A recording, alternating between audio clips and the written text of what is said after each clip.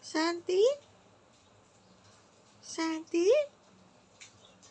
Ganyan din ba yung mga aso nyo, guys? Tulog ng tulog. Itong Shih Tzu ko na to, 10 months na siya. Yan, gawain niya everyday. Matulog, matulog, matulog. Matulog ng matulog. Tapos, guys, tanong ko lang, yung mga Shiba na alaga ninyo, sa morning tulog, tapos sa gabi hyper. Grabe yung pagka-hyper neto pag gabi. Sobra.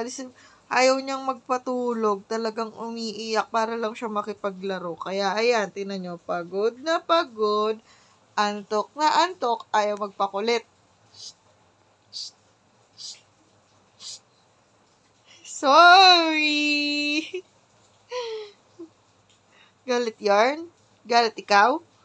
Galit ka, mami? Ha?